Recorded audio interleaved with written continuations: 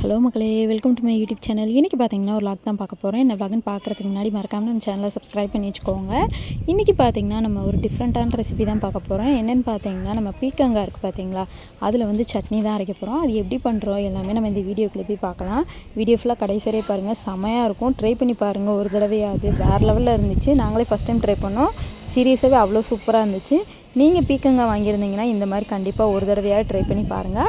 First பார்த்தீங்கன்னா பீக்கங்காவை நல்லா clean பண்ணிக்கோங்க. க்ளீன் பண்ணிவிட்டு அதுக்கடுத்து பார்த்தீங்கன்னா நம்ம அந்த தொலி இருக்குது பார்த்தீங்களா, அதை ஃபுல்லாக நம்ம ரிமூவ் பண்ணணும். நல்லா அந்த ஒயிட் கலர் வர்ற அளவுக்கு பார்த்தீங்கன்னா ரிமூவ் பண்ணணும். கொஞ்சம் ஈஸியாக இருக்கிற மாதிரி பார்த்துக்கோங்க. நீங்கள் எங்களுக்கு பார்த்தீங்கன்னா இந்த மாதிரி சீக்க தெரியாது. அதனால் பார்த்தீங்கன்னா நாங்கள் குண்டக்க சீச்சிட்ருக்கோம். நானே இந்த தம்பியும் பார்த்தீங்கன்னா வெறி கொண்டு சீச்சிக்கிட்டு இருந்தோம். எங்கள் மம்மி பார்த்தீங்கன்னா ஈஸியாக சீச்சிட்டாங்க. ஏன்னா எங்கள் மம்மிக்கு கொஞ்சம் ஒரு வேலை இருந்ததுனால நாங்கள் தான் பொறுப்பாக பண்ணிகிட்டு இருந்தோம். அது ஃபுல்லும் பார்த்தீங்கன்னா ஃபுல்லாக எடுத்துகிட்டு இருந்தோம். நாங்கள் எடுத்து முடிச்சோன்னு பார்த்தீங்கன்னா அது தனியாக வச்சதுக்கப்புறம் அதுக்கடுத்து பார்த்தீங்கன்னா அது குட்டி குட்டியாக நல்லா கட் பண்ணி வச்சுக்கோங்க. அதுக்கடுத்து பார்த்தீங்கன்னா கடாயை வச்சுக்கலாம். நம்ம கடாயை வச்சுட்டு பார்த்தீங்கன்னா எண்ணெய் இருந்துச்சுன்னா எண்ணெயை ஊற்றிக்கோங்க. நீங்கள் கொஞ்சோண்டு பார்த்தீங்கன்னா நானும் எண்ணெயை ஊற்றியாச்சு. ஒரு 2 டேபிள் ஸ்பூன் கூட ஊற்றிக்கோங்க. ஊற்றி முடிச்சதுன்னு பார்த்தீங்கன்னா அதுக்கு எண்ணெய் பார்த்தீங்கன்னா கொஞ்சம் நேரம் நல்லா சூடாகட்டும். சூடாகிற வரைக்கும் அப்படியே விட்டுருங்க. அதுக்கடுத்து பார்த்தீங்கன்னா நம்ம இந்த உளுந்து இருக்குது பார்த்தீங்களா, உருட்டு உளுந்து, அந்த இதை பார்த்தீங்கன்னா கொஞ்சோண்டு போட்டுக்கோங்க. நான் பார்த்தீங்கன்னா ஒரு 2 ஸ்பூன் கிட்ட நான் போட்டிருக்கேன். நான் பார்க்குறதுக்கு பார்த்தீங்கன்னா கொஞ்சம் இருக்கிற மாதிரி இருக்கும். அது பார்த்தீங்கன்னா கொஞ்சம் நல்லா அப்படியே வதக்கி விட்டுட்டே இருங்க. அந்த பக்கமும் இந்த பக்கமும் பார்த்தீங்கன்னா கொஞ்சம் நேரம் நல்லா வதக்கி விடுங்க. அது பாட்டிக்க கொஞ்சம் நேரம் நல்லா வதங்கட்டும்.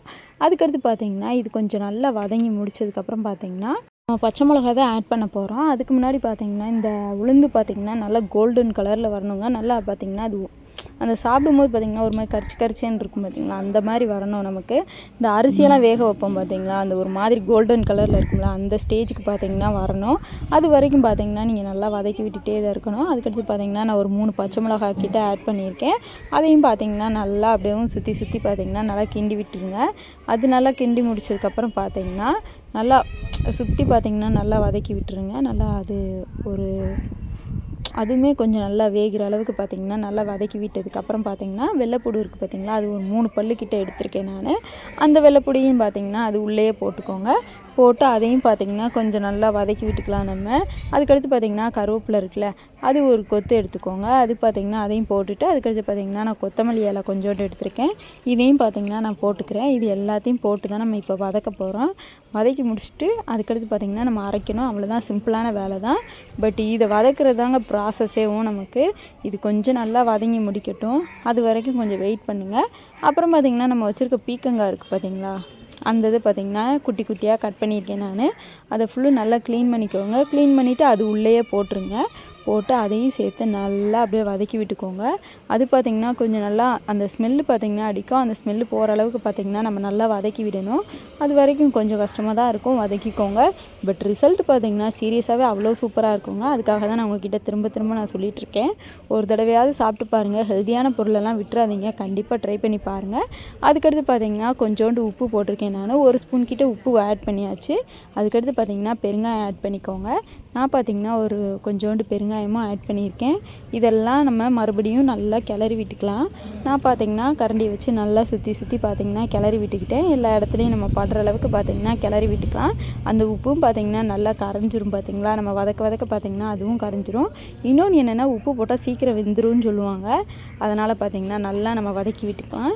இதெல்லாம் வதக்கி முடிச்சதுக்கப்புறம் பார்த்திங்கன்னா கொஞ்சம் நேரம் நம்ம ஆற தான் வைக்கணும். ஏன்னா மிக்சியில் பார்த்திங்கன்னா சூடாக நம்மளால் போட முடியாது. அதனால் பார்த்திங்கன்னா கொஞ்சம் நேரம் அப்படியே வதக்கி விட்டுகிட்டே இருக்கணும். நம்ம வதக்கி முடிச்சதும் பார்த்திங்கன்னா அப்படியே விட்டுருங்க. கொஞ்சம் நேரம் ஆறட்டும். அது ஆறுனதுக்கப்புறம் தான் நம்ம மிக்சியில் போட்டு அதுக்கடுத்து அரைச்சோம்னா அது ஒரு மாதிரி டேஸ்ட்டு சூப்பராக இருக்கும்.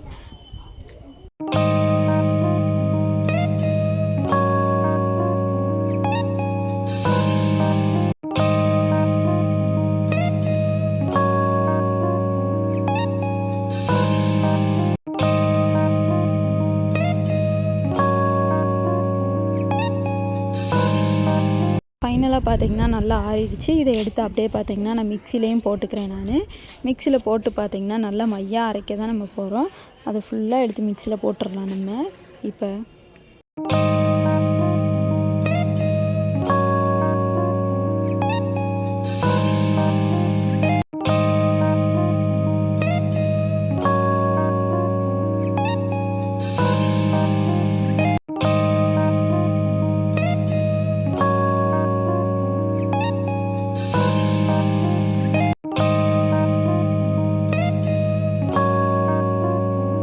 இந்த இதை பார்த்திங்கன்னா அப்பப்போ ஓப்பன் பண்ணி பார்த்துக்கோங்க. கொஞ்சம் கொஞ்சமாக தண்ணி ஆட் பண்ணிக்கோங்க. நீங்கள் எப்பயும் போல் சட்னி அரைப்பீங்க பார்த்தீங்களா, அந்த ஸ்டேஜுக்கு அரைச்சாலே போதும்.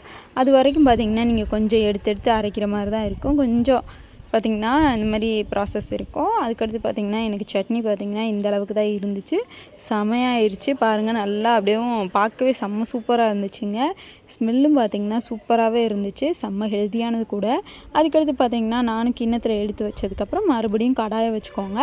கடாயை வச்சுட்டு பார்த்திங்கன்னா நம்ம எப்பயும் போல் தான் தாளித்து கொட்டுவோம் பார்த்திங்களா, அந்த மாதிரி பார்த்திங்கன்னா எண்ணெயை ஊற்றிட்டு கடுகையும் போட்டுக்கோங்க. கடுகை போட்டு அந்த இதில் அப்படியே ஊற்றிட்டிங்கன்னா சூப்பரான பீக்கங்காய் சட்னி ரெடி ஆயிடுச்சு. வாய் வளரிச்சு. பீக்கங்காய் சட்னியை கண்டிப்பாக ஒரு தடவையாவது ட்ரை பண்ணி பாருங்கள். செமையாக என்ஜாய் பண்ணுங்கள். அதுக்கடுத்து பார்த்திங்கன்னா ஒரு குட்டி ரெசிபி இருக்குது. அதையும் இந்த வீடியோலேயே உங்ககிட்ட ஷேர் பண்ணிக்கிறேன். அதையும் இன்னொரு தடவை நானும் ட்ரை பண்ணி பாருங்கள். அதுவும் சீரியஸாகவே அவ்வளோ டேஸ்ட்டாக இருந்துச்சு. ஃபஸ்ட்டு நம்ம இந்த சட்னியை பார்த்திங்கன்னா கடுகுலாம் போட்டு தாளித்து விட்டு நல்லா கிண்டி முடிச்சாச்சு. அப்புறம் பார்த்திங்கன்னா இதை எப்படி சாப்பிட்ணுன்னா சுட சுட தோசைக்கு கோதுமை தோசை தான் அன்றைக்கி நாங்கள் ஊற்றியிருந்தோம். அதனால் பார்த்திங்கன்னா அதுக்கு காம்பினேஷனாக வச்சு சாப்பிட்டோம். சீரியஸாகவே அவ்வளோ டேஸ்ட்டாக இருந்துச்சுங்க. உண்மையாகவே அவ்வளோ சூப்பராக இருந்துச்சு. அதுக்கடுத்து நான் இன்னொரு ரெசிபி சொல்லியிருந்தேன் அப்படின்னு சொல்லியிருந்தேன் இல்லையா, இது பார்த்திங்கன்னா இன்னொரு நாள் எடுத்தது. இன்னொரு நாள் பார்த்திங்கன்னா எங்கள் வீட்டில் பாகக்காய் இருந்துச்சு. அந்த பாவக்காயை பார்த்திங்கன்னா நம்ம ஏதாவது பண்ணி சாப்பிட்லாம் அப்படின்னு தோணுச்சு. ஏன்னா முக்கால்வாசி பேருக்கு பார்த்திங்கன்னா பாவக்காய் பிடிக்காது, இன்க்ளூடிங் மீ. எனக்குமே சுத்தமாக பிடிக்காது. பட் இந்த மாதிரி ட்ரை பண்ணி சாப்பிட்டு பாருங்கள், சூப்பராக இருக்கும். நம்ம பாவக்காயில் 65 தான் பண்ண போகிறோம். அது எப்படி பண்ணுறதுன்னு நம்ம பார்த்துடலாமா? அதுக்கு பார்த்திங்கன்னா இந்த பாவக்காயை நல்லா க்ளீன் பண்ணி வச்சுட்டு அதை பார்த்திங்கன்னா உள்ளே இருக்க கொட்டையெல்லாம் நம்ம ரிமூவ் பண்ணணும். ரிமூவ் பண்ணிவிட்டு அதை நல்லா ரவுண்டாக கட் பண்ணணும். இந்த மாதிரி நான் கட் பண்ணுறேன் பார்த்திங்களா, இந்த மாதிரி தான் நம்ம கட் பண்ணணும். நம்ம இந்த மாதிரி பாதி இதை கட் பண்ணிட்டாலே உள்ளே இருக்க கொட்டை பார்த்திங்கன்னா அதை ஈஸியாக எடுத்துடலாம். சில பேர் பார்த்திங்கன்னா அப்படியே கொட்டையோடையே போட்டுருவாங்க. பட் எனக்கு பார்த்திங்கன்னா கொட்டை அவ்வளோவா பிடிக்கலைங்க. ரொம்ப கசப்பாக இருந்த மாதிரி இருந்துச்சு. அதனால் பார்த்திங்கன்னா கொட்டையை மட்டும் நல்லா எடுத்துகிட்டு இந்த மாதிரி ரவுண்டாக நான் கட் பண்ணி வச்சுட்டேன். இதை ஃபுல்லும் நல்லா கட் பண்ணி இந்த ஸ்டேஜுக்கு தான் இருந்துச்சு. பார்க்கவே செம்மையாக இருக்குல்ல. இதை தான் நம்ம இன்றைக்கி 65 பண்ண போகிறோம்.